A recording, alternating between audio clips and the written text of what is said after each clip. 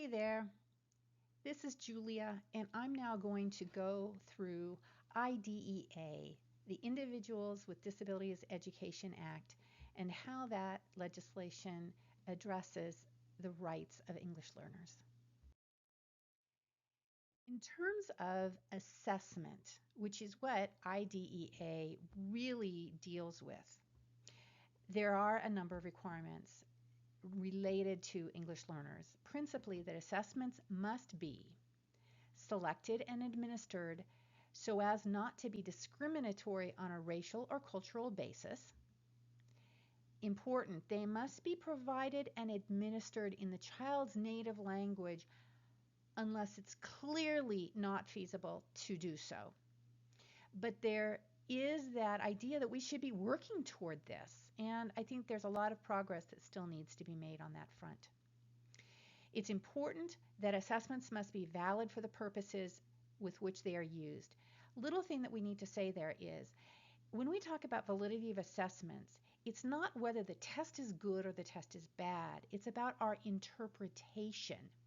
So we can have a fabulous, fabulous assessment, but if it's a monolingual assessment and you're using it with a student who is an English learner and so is therefore not yet proficient, it's not valid to use that to diagnose disability if really what you're measuring is the child's lack of proficiency in English. If their lack of proficiency in English is getting in the way, then that test is not valid for the purposes that it's being used for.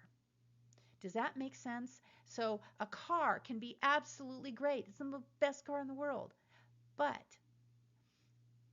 it wasn't built to play the piano. Doesn't mean it's a bad car, but cars don't play pianos. Okay, weird analogy, but hopefully you'll remember that one. All right, now I'm going to talk about determining services. Here are some aspects of IDEA that relate to English learners in terms of determining whether or not they should be receiving services. So one, as I mentioned before, which is why they talk about assessment instruments, is that you cannot be giving students special education services, identifying them as a child with a disability, if the real issue is limited English proficiency. And parents have to have a meaningful opportunity to participate. If you have parents who also are not proficient in English, we need to make sure that they can participate, such as by providing interpreters, documenting, translating documents, ensuring that they understand. And you have to absolutely seriously consider parental request.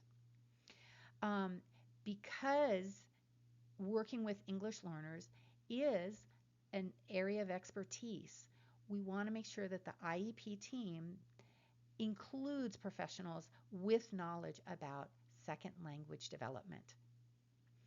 And finally, services must be provided in the least restrictive environment. That's really important when we're talking about English learners, because if a student is going to be in a bilingual education program, that's a general education setting. Students with disabilities across the range of disabilities can be successfully educated in inclusive settings. But if we are placing students with disabilities in segregated settings, then they do not have the opportunity to access bilingual education programs because those two things are contradictory: segregated settings and bilingual education. Because again, bilingual education is general education. So really we really want to make sure that students have that opportunity to be educated in general education and therefore access the full range of English learner education services. So, bottom line, schools are responsible for identifying which students need support for developing English as a second language and for identifying which students need instructional support as the result of a disability.